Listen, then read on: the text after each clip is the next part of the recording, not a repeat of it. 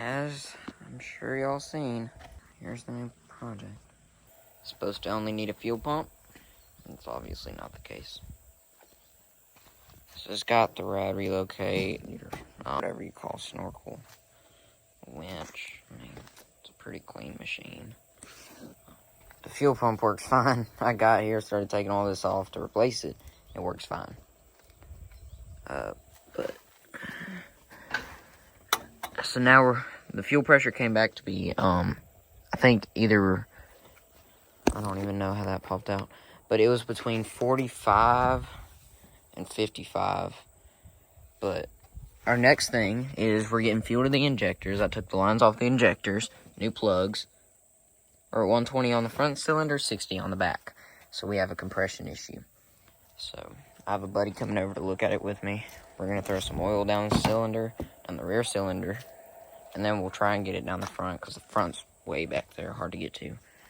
But the rear is just right there.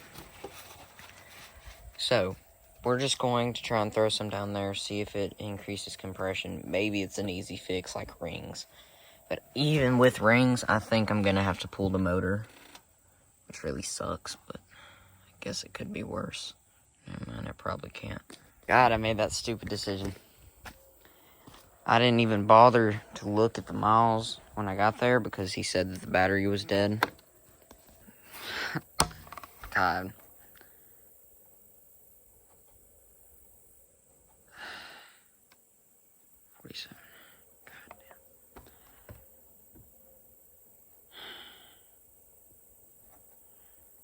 I can't forgive myself for that. There it goes. Okay. Well, as y'all can see, I didn't put the snorkel back all the way on. I'm still, because I had to get down to the fuse box to take out the fuel pump. Not the fuel pump, but the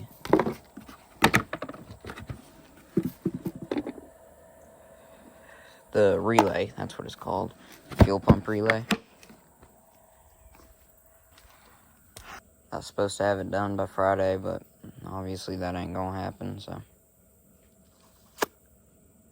Just that some other people might have this issue if you end up getting a piece of crap off of a trade.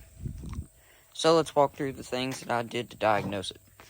First thing was first, I went ahead, took the right side fender off and the rack and the rear bumper. Went ahead, took out this wheel well thing. And so that gives us access to all of this. So in order to get those off, you have a few bolts with the bumper and the fender. Take this off, take that off, and then you're good. Next thing that I did was just make sure that my fuel pump was working. It is, it's running. And I tested the fuel pressure. It's got 45 to 55 PSI. That's in the good range. After that, I went ahead and took off these lines to the injectors. Perfect. Next thing I did was pull the plugs, and the original plugs looked like that. There's another one in here. Okay, so I just thought that it was really burnt, but then these are brand new ones that we put in yesterday, and it hasn't ran since. It's just been cranking. That's the front one. That's the rear. Rear compression came back to be 60, I think 60, 75, around there. I have a video of it. I can upload that. This came back to be the front cylinder was 120. I can upload that as well. So, for the rear cylinder, we're just going to throw some oil down in it. If the compression increases, we know that we have a bad set of rings or cylinder. I don't know. I would just assume rings. But if it doesn't, then we have a valve train issue, or we just got something really wrong with the cylinder. The dude swears to me that it's never been sunk, so that means that nothing should be warped. And that he just let it set for 2 weeks, came out and tried to start it, and it wouldn't run. We've already checked spark. It's got a brand new crank position sensor. So it's got good spark, it's got good fuel. We're missing the compression part. I mean, everything else on it's, good. It's just not running. It's got 30-inch cryptids on it. Came with 27-inch street tires that are pretty bald. I'll be selling those and keeping with the setup on it. Man. I'll update y'all once we get the new compression test with the oil. And I don't know if I want to do this myself. That's just scary. Wires, lines, everything. It looks less complicated on camera than it is. I know that these all run up to the snorkel. Those are my diff lines. So I'm assuming that that's what a lot of these are. So let's just hope that that's the case. Alright, so as y'all can see, it's torn down a little bit more, and if I'm being honest, I still got a little bit more to put back together. But safe to say, we have a blown up motor. As you can see, we pulled both valve covers off after adding Marvel Mystery Oil to the rear one. We started getting higher compression readings. So we got 90 in the front, 120 in the rear. Or 120 in the front, 90 in the rear.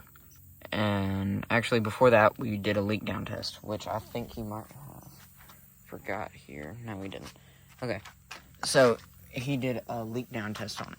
All of this oil you see, this is how much oil blew out of the crankcase. We just let it blow and blow until it didn't blow. And so now we've confirmed its rings, but we had a little bit of valve issues, so we're going to make sure those are cleared. What's going to happen is we're going to have to pull the whole motor. Yeah, this was just supposed to be a fuel pump. So right now, I'm fixing to get back to piecing this thing together, pull it over to the shop, and I will try to make a few videos while I'm there, taking it apart, but we're not paying somebody to do this, luckily. We're having it done. But I just wanted to let y'all know what I'm seeing.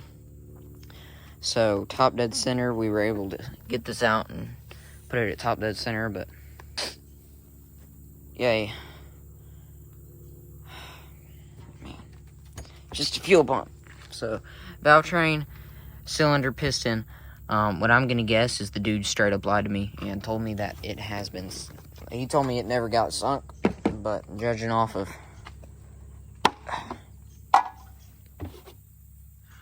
that alone, and then just the no start, crank no start, I'm just going to guess that it drank a little. So we're going to tighten up these covers, put the plugs back in. We're not going to tighten them down, just hand tight. And try to piece some of the plastics back together. And then I will run this over to my buddy's shop. And we will... we already know what it is. The motor's going to have to be pulled. I'm going to have to probably... At bare minimum, I'm going to have to order new rings. But while I'm in there, depending on how everything else looks, we might need to pull, everything else and get both the front and the rear piston and rings, or new cylinders, or just a lot more money. Exciting. One thing I've noticed along the way is crank position sensor was new. The guy didn't actually tell us about that, but that is new. These coil packs and lines look brand new. So someone was already chasing this before us. Alright, so this is as together as it's going to get right now. So we're going to baggy up all the bolts. We're just going to leave the plastics here. And right now, the battery connectors are not connected, but nothing should blow off. Everything should be good enough to transport. Of course, we're missing our belt snorkel, but all we're trying to do is get the motor pulled and get it running. So I'll update y'all tomorrow when it's at the shop.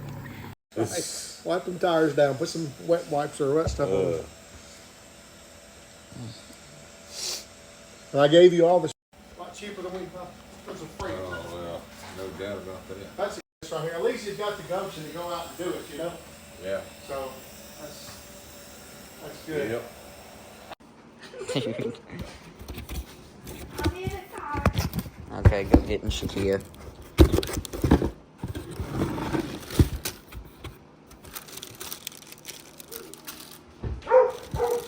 All of our gaskets.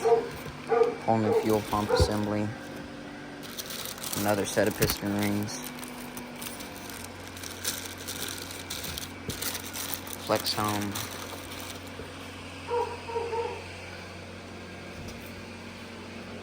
No, got a little side-to-side play. No up and down at all. So, we can look at cylinder number 2 later. But for now,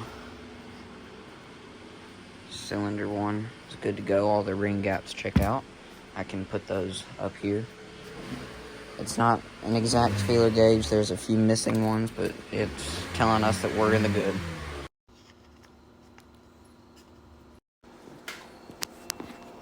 Okay, I'm primed.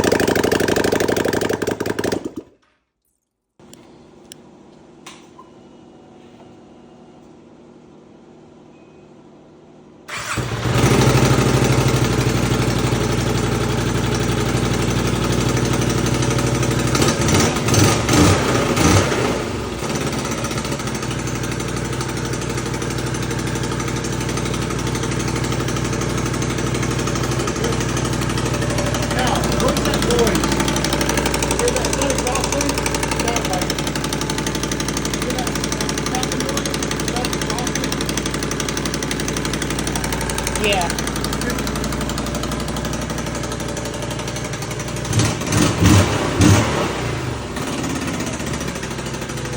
Alright, so four-wheeler's actually running it all back together.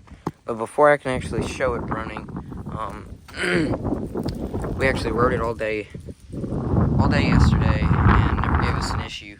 But right now we still have no engine, no lights, even though it's all here.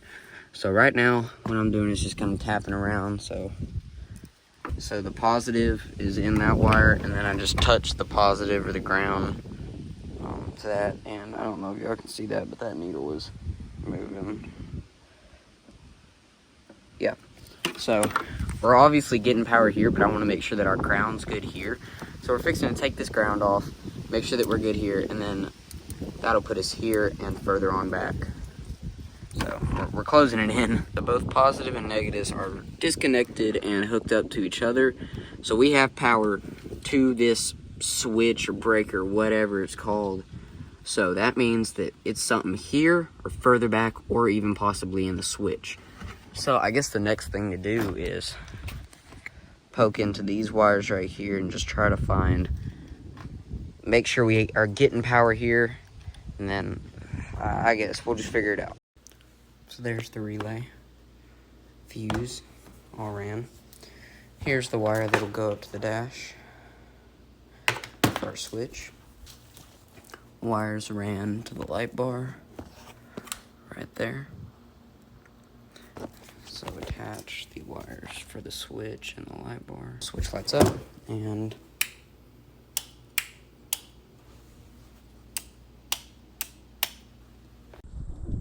all back together.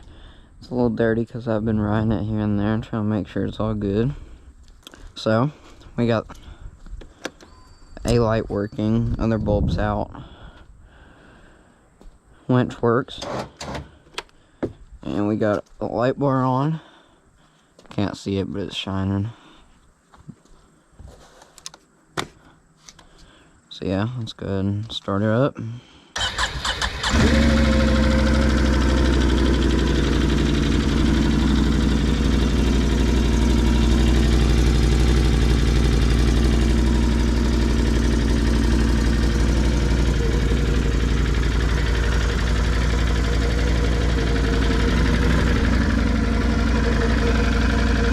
power steering.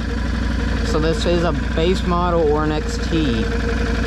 On the listing it says XT, but I don't know. It's got a mud strap that I went ahead and put on. A few things to make it a little bit better for me. Brakes work good.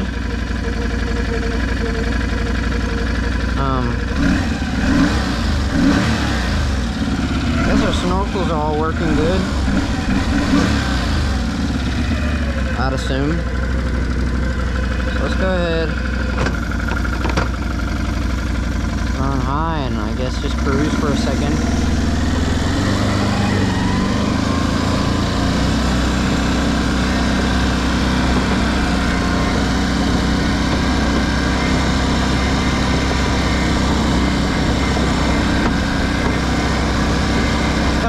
Clanking from the rear end. I think that's one of my half axles, honestly.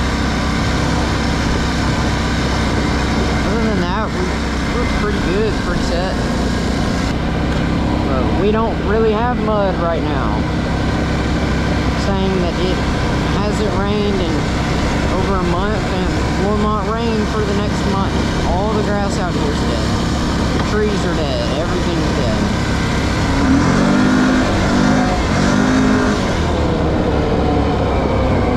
Got pretty good power though.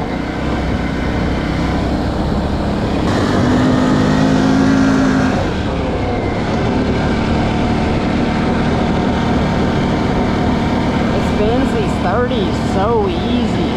I can't imagine what it felt like on stocks. I mean, we got a set of street tires up there I'll probably throw on them before we go down to Arkansas, but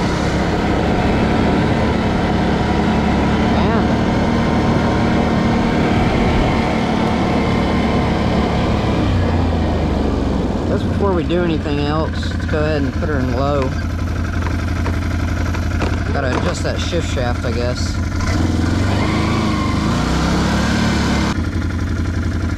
But yeah, grease the air box. It's all of our snorkels are ran. Pretty good. I mean, at least we're getting exhaust through the exhaust side of the belt box, and if I hold my hand over the snorkel, the intake, with this assembly off, it will choke down the bike. I haven't held it till it cuts off, but I mean, it'll choke it. Good enough for me.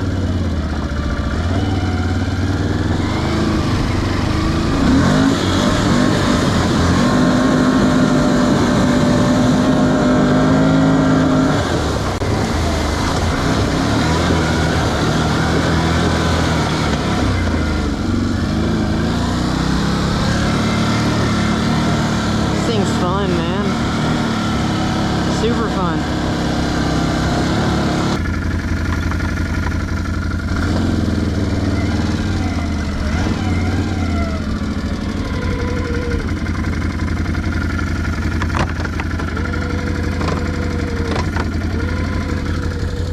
Gotta look at the dash and see what gear it says you're in, or else you'll end up leaving it and park and the thing rolls away.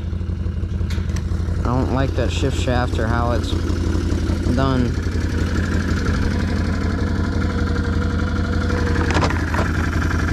Low. It's honestly such a big four-wheeler, bigger than anything I've been on. Hold up, that sounds weird.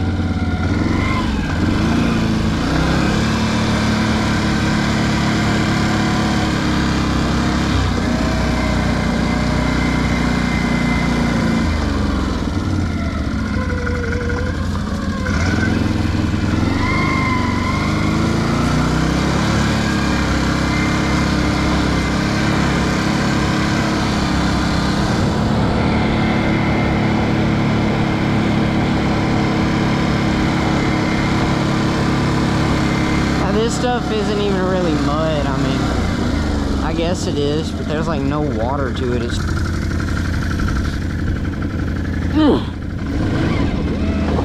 whoa, I got deep. Nah.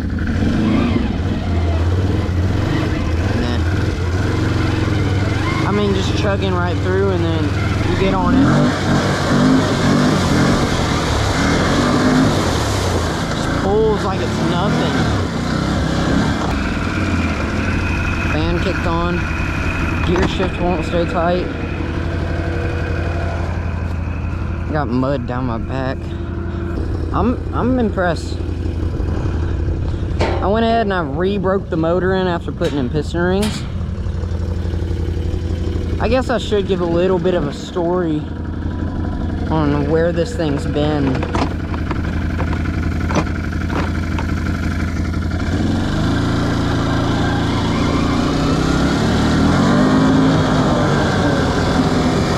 So, I bought it, the old owner saying that it needed a fuel pump, right?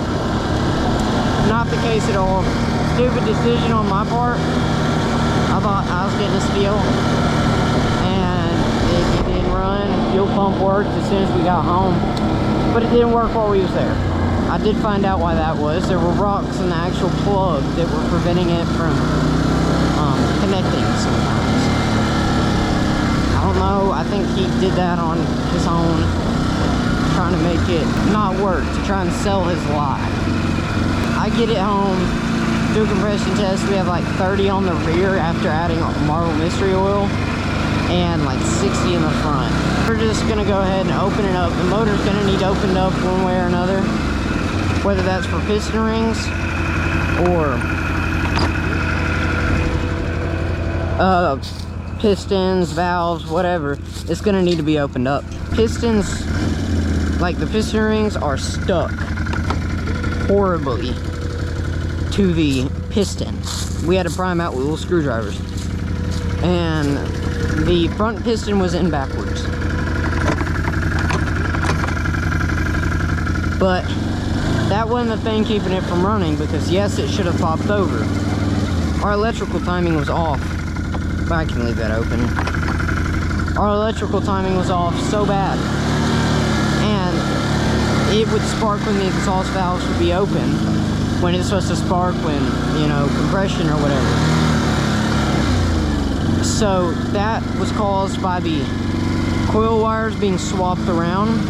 Somebody had replaced all that and didn't swap it back. This looks different. I haven't been in this one. So yeah, we got in there and piston rings are messed up. Put new piston rings, all new gaskets, still won't run. Crap, what have we got ourselves into? We see that it's still sparking at the wrong time. So we go ahead and swap those wires around, because why not? Starts right up. I don't have a video of it because I didn't think it'd run. But I do have a video after that, just making sure that it run again. And it did. Started and semi right up. But it ran good without it, and obviously pretty good with all the headers and stuff on. It's been a lot of money into it, but not near as much as the whole rebuild. I'm $1,000 in with just piston rings, fuel pump, gaskets. I can't imagine what it'd be with pistons, cylinders, all that crap. Now, this is all the mud we have on the property for now. Now when it rains, this is without rain too. Whew. I'm new to four-wheelers, so honestly any help, I mean, it'll all help me in the future, whether I need it or not. Whoa. Where are my brakes going? Y'all see that? I've lost a lot of my brakes.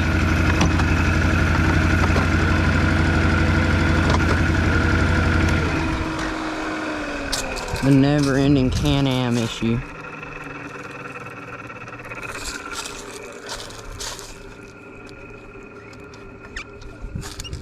You have like nothing. Oh yeah, I'm out. A line busted somewhere.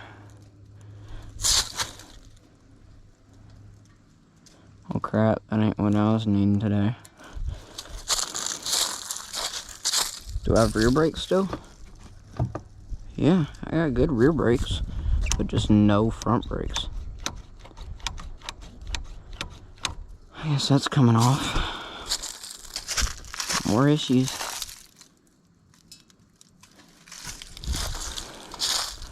That sucks.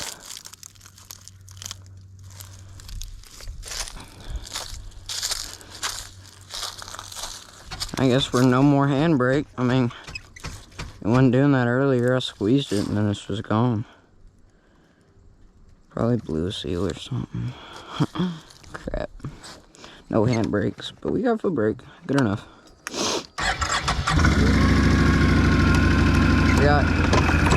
Can't do that. See, honestly, it's a really fun machine. It's just simple stuff like that right there. I mean, the no brakes, that just kind of sucks, but I've heard kind of good things, kind of bad things about Can-Am. My first one, my family's first one is this one. Will I get more in the future? Maybe, but at the same time, maybe not. You can't let one bad thing, you know, speak for the whole entirety. You gotta look at the big picture. But you know, I'm having fun on it. But that brake situation kind of bums. Oh, I'll live. I'll just have to ride that foot brake a little bit more. Yeah, we have nothing. Let me know what y'all think of it. Do y'all think I came out on top? Yeah, I had a lot of money on that KTM, but also, it wasn't gonna sell for much.